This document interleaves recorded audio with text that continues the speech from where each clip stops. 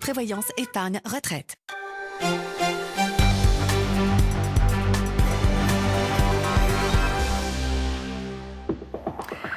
Bonsoir à tous, bienvenue dans Les Halles. Tout de suite, les titres de votre journal. Le tribunal correctionnel de Grenoble a rendu son jugement dans l'affaire des émeutes de Moirans en Isère. 11 personnes sur les 12 prévenues ont été condamnées. Les peines vont de 12 mois de prison avec sursis jusqu'à 2 ans de prison ferme. C'est au-delà des réquisitions. Le maire de Moirans, Gérard Simonet, sera l'invité de ce journal. Vous découvrirez aussi le travail à Grenoble des hommes de la BST, la brigade spécialisée de terrain. Une police des quartiers, toujours à pied, une quarantaine d'hommes déployés pour lutter contre les trafics de drogue, à un moment où les règlements de compte se multiplient à Grenoble et dans son agglomération. Et puis nous verrons que l'anglais n'est pas la seule langue utilisée dans le monde du travail. Beaucoup d'entreprises basées dans les Alpes ont besoin de l'italien, mais encore faut-il savoir le parler. Pour cela, des cours sont donnés directement aux employés. Juste après ce journal, vous avez rendez-vous avec l'édition nationale dont voici les principaux titres. Les grandes lignes du budget du quinquennat. Priorité à l'éducation et à la sécurité. Baisse d'impôts d'1 milliard pour les classes moyennes. Bercy défend le sérieux de son budget. Le prélèvement à la source et sur les rails. Et puis Shimon Peres, une vie d'engagement au service d'Israël. De Washington à Paris, on salue la mémoire de l'homme de paix, signataire des accords d'Oslo. Les obsèques de l'ancien président auront lieu vendredi. Près d'un an après les violentes émeutes de Moirans en Isère, qui avaient, on s'en souvient, déclenché une vive polémique, la justice a donc tranché. 11 des 12 prévenus qui comparaissaient ont été condamnés, certains à des peines plus lourdes que celles requises. Reportage Aurélie Massé avec Damien Borelli. 8 peines de prison ferme, du sursis pour 3 prévenus dont Adèle Winstorstein à l'origine des émeutes et une relaxe. Après les tensions des réquisitions dans ce procès très médiatique, la décision du tribunal semble aujourd'hui contenter la défense comme les parties civiles. Carole Kaufmann, dont la voiture avait été incendiée, touchera par exemple 3 000 € pour son préjudice. Je suis venue ici, je me berçais absolument pas d'illusions. Voilà, j'ai assisté à tous les débats, j'ai assisté à tout le procès. Et je peux dire que pour moi, je suis reconnue en tant que victime et c'est ce qui compte. Sur les 400 000 € de dommages évalués dans le camp des victimes, la justice en réclame un peu plus de 300 000 aux 11 personnes condamnées aujourd'hui. Satisfaction à la SNCF, où l'on salue un jugement qui rétablit l'état de droit à Moirans. Nous avons une décision qui me semble équilibrée. La SNCF également note avec satisfaction que l'intégralité de son préjudice a été prise en compte par la décision qui a été rendue, c'est-à-dire au global, sur SNCF Mobilité et Réseau, un peu plus de 200 000 €. Mais les parties civiles verront-elles leur argent ? Rien n'est moins sûr car plusieurs des participants aux émeutes sont insolvables. Restent les peines qu'ils devront accomplir, plus lourdes que les réquisitions. Pour l'un des avocats de la défense, on a fait en sorte d'apaiser l'opinion. Les magistrats ne sont pas restés insensibles à cette demande d'aggravation des peines qui était proposée par le ministère public. Néanmoins, j'estime que les peines prononcées sont modérées. L'avocat d'un des émeutiers condamné à 8 mois de prison ferme a d'ores et déjà annoncé qu'il ferait appel. Reste à juger le second volet de cette affaire. 3 mineurs doivent comparaître. La date de leur procès n'a pas encore été fixée. Gérard Simonet, bonsoir. Vous êtes le maire de Moirans en Isère. Un mot déjà sur les peines qui ont été prononcées cet après-midi à Grenoble. Si vous me permettez, je dois respecter les décisions de justice.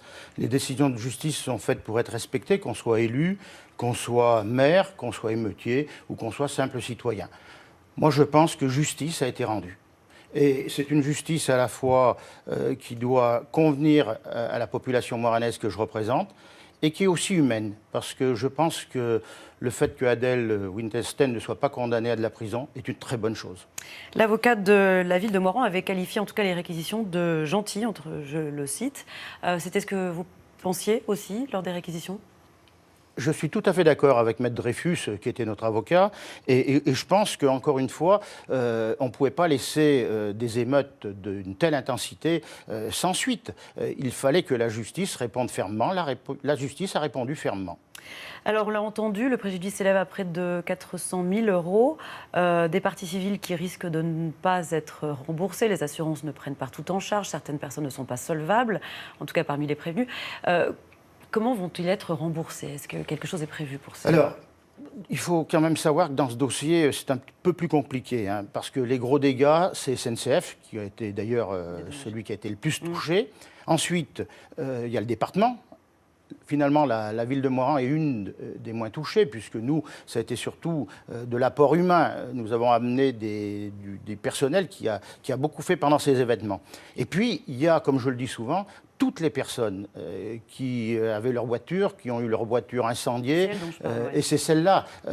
Je pense qu'encore une fois, ce qui a été mis en place, certains remboursements qui vont avoir lieu, ça leur permettra aussi le jugement d'avoir, avec leur assurance, des remboursements qu'ils n'auraient pas pu espérer autrement. Et puis tout le monde sait que quand le Premier ministre était venu, il a assuré, encore une fois, des fonds complémentaires.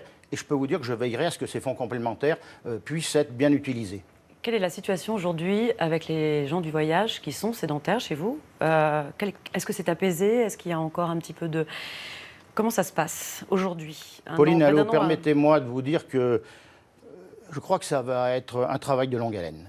Moi, pendant mon mandat, il me reste... Donc c'est pas apaisé, quoi? C'est ça que vous voulez dire? C'est pas que c'est pas apaisé. Moi, je pense qu'il me reste encore 3 ans et demi de mandat. Je vais utiliser ces 3 ans et demi de mandat pour essayer de tout faire pour apaiser les tensions. Vous connaissez mon métier, je suis médecin. On va essayer de faire refermer la plaie. En faisant quoi?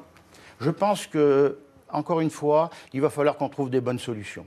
C'est-à-dire que l'État, parce qu'on est devant des gens qui sont pas des voyageurs comme les autres, parce que vous savez très bien que dans les schémas départementaux, à l'heure actuelle, il y a 2 types de situations. Les voyageurs qui voyagent, qu'on a pendant quelques jours sur la commune, et puis qui après vont sur une autre commune, et les sédentaires. C'est le cas. Ça, on est dans la partie des sédentaires. Il faut quand même savoir, je viens de vous le dire, je suis maire depuis 21 ans, médecin bientôt 39 ans et demi, je les connais depuis 39 ans, c'est des Moiranais ces gens-là. Donc, que ça plaise à certains ou que ça ne plaise pas à certains, il va falloir qu'on fasse tout pour essayer de trouver une solution apaisante. Merci beaucoup, monsieur le maire, d'être venu sur notre plateau. Merci. C'est moi qui vous remercie. Notre dossier ce soir vous emmène dans les quartiers sud de Grenoble. Depuis quelques semaines, les fusillades y sont presque quotidiennes. Des coups de feu sur fond de trafic de drogue et contre lesquels luttent des policiers dédiés, les hommes de la BST, la brigade spécialisée de terrain. Mais vous allez voir que si les résultats de ces agents sont palpables, la réponse policière ne peut pas être la seule à long terme. Pour faire revenir le calme dans ces quartiers difficiles où les habitants sont souvent à bout de nerfs. Jordan Guéant avec Maxime Kemener. Au Limousin, le calme n'est qu'apparent. Ici, les murs des immeubles témoignent des nuits violentes, comme il y a 15 jours. 13 impacts de balles de Kalachnikov. Les suspects, certes, ont été arrêtés, mais les habitants demeurent choqués. On a peur pour nos enfants. Ils vont à l'école ici, vos enfants là? Oui, j'en ai 2 scolarisés en primaire. Ma fille, elle m'a collé, elle avait trop peur. Je lui ai dit que c'était des feux d'artifice, elle m'a pas cru. Il faut leur dire que c'est des pétards, un feu d'artifice, on peut pas leur dire que c'est des coups de feu. J'ai essayé quand même de la calmer, non mais c'est rien, t'inquiète pas et tout, mais quand même elle est consciente de ce qui se passe. Mon grand, il avait compris, il s'est mis à pleurer. J'ai ma voisine qui a frappé à ma porte, il s'est mis à crier en me demandant de ne pas ouvrir. Donc voilà, c'est difficile. En 3 semaines, Échirolles a connu 6 fusillades. Fontaine et Grenoble sont également touchés, la drogue toujours en trame de fond. Après les règlements de compte de l'hiver dernier et les nombreuses interpellations du printemps, les réseaux de trafiquants se reconstituent à grand renfort d'armes à feu. Soit les lieutenants veulent prendre la place, soit d'autres disent le quartier est intéressant, il y a un marché, parce que oui, c'est un marché aussi, et donc cherchent à prendre la place. Donc le fait qu'il y ait des coups de feu, des tentatives de règlement de compte ou des faits graves qui s'y déroulent, montre qu'il y a un déséquilibre sur lequel on doit travailler davantage. Un travail mené par la BST, la brigade spécialisée de terrain. Une police des quartiers toujours à pied, une 40aine d'agents pour un travail de fourmi, chaque jour dans les caves et halls d'immeubles. Alors là, on est sur la place Beaumarchais. Donc c'est un secteur relativement sensible et on a un point relativement noir qui se trouve au numéro 13 où c'est des jeunes qui s'adonnent au deal de divers produits stupéfiants. On recherche un peu de partout parce qu'ils peuvent cacher aussi bien dans les boîtes aux lettres quand ils ont accès au hall ou que dans les buissons. Attendez, j'ai tout ce qu'il faut. C'est la brigade spécialisée de terrain, BST. BST abri 06 31 06 31. On laisse nos coordonnées, donc notamment celui de mon portable professionnel. Et puis les gens quand ils nous signalent des différentes choses, quoi, hein. Là notamment il m'a appris que voilà, il y a un jeune qui vient d'habiter dans la montée. C'est un jeune qui est défavorablement connu, hein, de chez nous. Ouais, parce que... Alors à travers les patrouilles pédestres qu'ils font, ils vont au contact de la population, des jeunes, des anciens. Et ça leur permet de connaître très bien la délinquance, de glaner des informations sur leur mode d'opération, leur mode de fonctionnement, sur les caches. Et ils font remonter toutes ces informations à la sûreté départementale pour provoquer des interpellations. Donc là-bas, à l'angle de la... Voilà, il y a un point de deal, là, ils nous annoncent, ça y est, ça part. Voilà, on cherche et des fois, là, on ne trouve pas le stup, mais on trouve ce qui leur permet de couper. Donc, vous voyez, là, bon, là encore là, ça va, mais la lame, il y a des marques de brunade de résine de cannabis. Ah, mais on en a enlevé un il n'y a pas longtemps. Hein. Je dirais qu'il ne faut pas être alarmiste, il faut être pragmatique et réaliste. Alors, et surtout, je dirais, les affaires complexes prennent du temps. Les armes qui ont été saisies ces derniers jours vont être comparées pour voir si elles ont servi sur les dernières affaires de coups de feu ou non, ce qui permettrait de mettre des liens. Les liens n'existent pas toujours. Et une conviction, je veux dire, d'un citoyen qui est respectable ne sera pas celle de la police. La conviction policière doit se transformer en certitude judiciaire pour avoir des condamnations. Une réponse policière efficace au quotidien. Mais à long terme, élus et autorités veulent agir plus profondément. Ici, il faut y être présent parce qu'on est encore à un niveau où les choses... elles sont contrôlables. Donc si on ne s'y attaque pas maintenant, on va attendre quoi? Que ça s'enquiste? Ce jour-là, devant le préfet, le maire d'Échirolles est intarissable. Son but, obtenir avec l'aide de l'État des crédits pour rénover entièrement le quartier Limousin et chasser les dealers pour de bon. C'est démolir le 7 et le 9 du Limousin qui est là-bas pour faire une ouverture. Vous avez prévu de faire implanter des commerces? Oui, alors c'est là-dessus qu'on travaille. Il faut qu'on voit sur les 10 ans à venir comment rénover le quartier, faire en sorte qu'il n'y ait plus, au fond, ces défauts qui aujourd'hui font que l'insécurité est encore plus forte, compte tenu de la façon dont ça a été construit à l'époque. En attendant, la BST restera mobilisée avec un effectif renforcé et des horaires élargis, car chaque jour ou presque autour de Grenoble, des trafiquants sont arrêtés et des armes confisquées. En Isère, toujours les suites de l'incendie qui s'est déclaré hier à Pont-de-Clé. Le feu a pris dans une galerie commerciale du quartier des Îles-de-Mars. Pas de blessés, mais des dégâts considérables. Les propriétaires ont perdu leur outil de travail. Reportage Marion Feutry avec Franck Serroni. Cet après-midi, ce propriétaire est venu avec son assureur constater les dégâts. Son restaurant a entièrement brûlé. Tout comme les commerces voisins, auto-école, garage automobile, laverie, toute la galerie est dévastée. Pour les habitants sous le choc, c'est la disparition d'un lieu de vie dans le quartier. Une dizaine d'employés se retrouvent au chômage technique. Ils ont reçu le soutien de la municipalité. Donc il y a cet aspect évidemment de nécessité d'entourage humain. Je suis prêt à mettre aussi que des locaux municipaux puissent être mis à disposition pour qu'il n'y ait pas de coupure de l'activité pour certains, notamment pour l'auto-école en l'espèce, qui a encore des jeunes je dirais, on passe d'apprendre leur permis, etc. Et qu'il faut maintenir cette activité. L'incendie s'est déclaré vers 17 h hier, d'abord au sein de la laverie, avant de se propager à toute la galerie commerciale. Une soixantaine de pompiers a été mobilisée. Nous avons des risques d'effondrement de la structure, nous avons des spécialistes en risque technologique, puisqu'à l'intérieur nous avons trouvé des bouteilles d'acétylène au niveau du pressing. Et nous avons toute une cellule incendie, bien entendu, une cellule commandement sanitaire avec les infirmiers, où on a fait donc toute une reconnaissance en partie sud du bâtiment, puisque l'inquiétude était qu'il y ait des inhalations de fumée plus loin, vu l'importance du panache. Une enquête est en cours pour déterminer si l'incendie est d'origine criminelle ou accidentelle. Quant au bâtiment de 600 mètres carrés, il sera probablement détruit. Les militaires du 27e bataillon de chasseurs alpins d'Annecy sont revenus en Haute-Savoie ce mercredi. Ils étaient depuis 4 mois au Mali. Il s'agissait notamment de lutter contre les groupes terroristes armés présents là-bas et rétablir la sécurité de la population. Alors comment ont-ils vécu leur retour à la maison? Serge Voirette et Vincent Abran les ont rencontrés.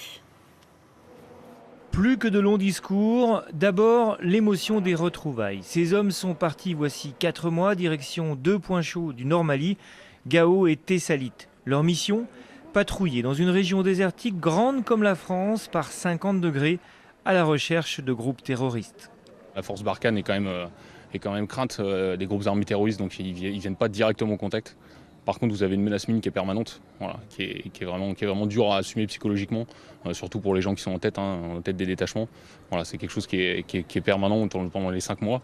Moi j'ai eu la chance de commander un détachement qui n'a pas été touché par des mines ou des IED, ou des engins explosifs improvisés. Mais c'est une menace qui pèse sur tout le monde. Et voilà, donc il y a une tension qui est permanente. De la tension, mais fort heureusement, on ne déplore aucune perte durant cette mission qui se poursuit pour l'armée française. Alors, de retour à la maison, une autre sorte de petite épreuve attend les hommes du 27e, les retrouvailles en famille. C'est tout aussi difficile que le départ, parce qu'on n'est pas encore parti, qu'on veut déjà que ce soit fait, que ce soit déjà réalisé. Et le retour, c'est toujours un peu une phase où on a du mal un peu à poser les sacs, à retrouver un peu nos marques, les marques de notre famille, qui n'est pas forcément évident. Et ça demande du temps, de la patience, et on a beau avoir fait plusieurs missions, c'est toujours en fait une redécouverte, donc c'est pas évident. Quelques jours de vacances et la vie militaire reprendra pour eux à Annecy. D'autres missions attendent le 27e BCA dans l'année à venir, Djibouti, la Guyane et peut-être l'Irak.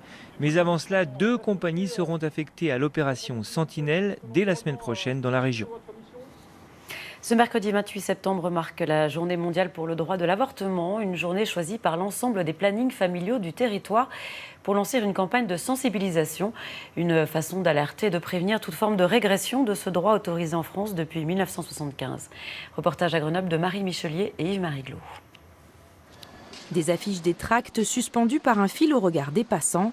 Au milieu, un slogan « Ceci n'est pas un cintre », celui de la campagne nationale portée par le planning familial. Le cintre, c'est un objet du quotidien et on a de plus en plus tendance à oublier qu'en fait, il a servi pendant très longtemps pour pratiquer des avortements clandestins. Et dans d'autres pays où l'avortement est encore illégal, c'est encore un moyen d'avorter qui est utilisé malheureusement. Des avortements clandestins qui causeraient chaque année dans le monde la mort de 47 000 femmes. Une mobilisation pour interpeller sur la situation internationale, dénoncer aussi une forme de régression constatée en France ces dernières années. Aujourd'hui, alors même que l'IVG est intégralement remboursé, que le droit à la contraception et la gratuité de la contraception dès 15 ans est possible depuis le 1er juillet 2016, on a des discours régressifs, des anti-choix qui reposent la question de la culpabilisation de la mère, de ce que ça signifie. Donc on revient en fait sur des droits des femmes, alors que ce sont des droits acquis, des droits importants et des droits fondamentaux. Intriguées, Ophélie et Julie, toutes 2 lycéennes, se sont approchées. Quelques échanges avec les militants avant d'épingler chacune un message. C'est un droit qu'il faut soutenir et tout le monde a le droit de décider s'il veut un enfant ou s'il n'en veut pas. Et on est les pays des droits de l'homme à la base, alors il faut garder tous nos droits intacts. On a de la chance d'être dans un pays assez laïque qui nous permet d'avoir des droits. Ça fait partie des droits de l'homme, le droit de disposer de son corps et d'en faire ce qu'on veut. Donc nous retirer ce droit-là, ce serait un peu nous retirer notre liberté. Ceci n'est pas un cintre, c'est aussi un site internet mis en ligne aujourd'hui. Il regroupe témoignages et informations sur le planning familial, l'interruption volontaire de grossesse et le droit des femmes. Éducation avec la pratique de l'italien qui progresse dans les Alpes. Proximité géographique oblige, de plus en plus d'écoles mettent en avant cette langue et aujourd'hui, les entreprises s'y mettent aussi. Elles proposent même des cours à leurs salariés. Reportage Fabrice Légard avec Franck Serroni. Conosco Venezia? Conosce Venezia. Mais bien sûr qu'ils connaissent Venise, ces néo-italianistes. Ils travaillent au service qualité, achat ou même prototype du groupe Salomon et tous sont volontaires pour taquiner la langue du grand Dante Alighieri. Mais pas pour l'en faire, non, tout au contraire. Ne serait-ce que pour se renseigner si on est perdu, une route, se renseigner sur quoi que ce soit, ça permet de pouvoir poser au moins 1 ou 2 questions, de comprendre 2-3 choses et les gens tout de suite nous répondent. Si on parle en anglais, les gens ne répondent pas. 2 petites heures de cours et poi basta. Alors que certains de ses élèves mettent le cap sur la frontière, Fabiola, elle, reprend son bâton de pèlerin savoyard. Pas pour l'association de promotion de l'italien, l'APPI, qui envoie toute l'année sa quinzaine de professeurs dans une trentaine d'écoles du Dauphiné-Savoie, mais pour l'ISC, l'International School of Communication, qui lui a ouvert les portes d'une poignée d'entreprises qui misent, elles, sur une mondialisation à l'accent italien. Il y a la fabrication des skis des Salomon, c'est fait en Roumanie. Et paradoxalement, en Roumanie, on parle italien. L'Italie en Roumanie, l'Italie à domicile aussi, chez nous, en Savoie. Sì, buongiorno, sono Sandra India, grazie Francia. Laura? Depuis son rachat par un groupe italien en 2010, cette entreprise de visserie a fait gonfler ses carnets de commandes aussi vite qu'elle a accéléré le débit de parole de certains de ses salariés. Italien oblige. L'italiano, lingua facile o difficile? Difficile. Non, j'ai envie de dire que pour le comprendre, c'est facile, mais pour le parler, c'est difficile. Trop. Sur tout ce qui est vraiment langage professionnel strict, ils n'ont pas besoin. Par contre, c'est tout ce qui est autour. C'est vraiment pour établir des relations humaines avec les personnes. Et ils me disent, après, même les affaires passent mieux. Preuve que dans le business, l'anglais pour seule compagnie, c'est fini, l'Italie compte aussi. Direction Lyon où décidément Agnès Varda est partout avec une rétrospective de ses films à l'Institut Lumière. Et puis il y a une exposition de ses photos à découvrir à la galerie de l'Institut. Reportage Sylvie Bosquero avec Julie Jacquard. Des portraits de légendes du cinéma signés Agnès Varda. À Lyon pour quelques heures, elle s'est faite éclaireuse de son propre travail. Mais là c'est Gérard Depardieu très jeune. Et puis ici, c'est Anna Karina, avec ma fille Rosalie qui était toute petite. Claude Berry, là, qui était si jeune, c'est amusant parce que il s'est posé comme ça sur un mur. Voilà. Et là, il y a Jacques Demy. Je ne sais pas pourquoi il avait costume et cravate, mais il est beau comme un acteur. Là, il y a mes chouchous, c'est les deux metteurs en scène italiens. Alors Fellini, formidable quand même. C'était à la Porte de Vanves à Paris. J'étais en train de démolir une fête foraine. Je l'ai emmené là-bas. Et là, c'est Lucchino, splendide avec ses chiens fous, un peu sombre hein, quand même. Mais j'aime bien son soulier italien, bien placé avec sa belle chaussette. Du monde du cinéma au monde tout court, Agnès Varda était photographe bien avant d'être cinéaste. Alors vous avez des images plus grandes, et des gens qui marchent, et toujours ils sont en train de faire un pas en avant. Ça m'est arrivé de filmer tous les jours pour une série qui s'appelait Agnès de ci, de là, mais photographier, bon maintenant vous savez on a cette facilité de faire des photographies avec l'iPhone, mais de temps en temps je pars, je fais même encore des photos argentiques à l'ancienne qu'on développe et qu'on tire. J'essaye de ne rien abandonner. Je pense que la curiosité des outils s'accompagne la curiosité des gens, des styles, des idées. La curiosité plutôt que la nostalgie, quoique l'une n'empêche pas l'autre. Avant de refermer ce journal, je vous rappelle l'une des principales informations avec le jugement rendu cet après-midi dans l'affaire des émeutes de Moirans en Isère. 8 prévenus ont écopé de peine de prison ferme. 3 autres ont été condamnés à du sursis. Un prévenu a été relaxé au bénéfice du doute. Les peines vont au-delà des réquisitions. Et c'est la fin de ce journal. L'actualité continue sur le site alpe.france3.fr. Demain à midi, vous retrouverez Daniel Despins. Je serai là demain à 19h. Passez une excellente soirée. À demain.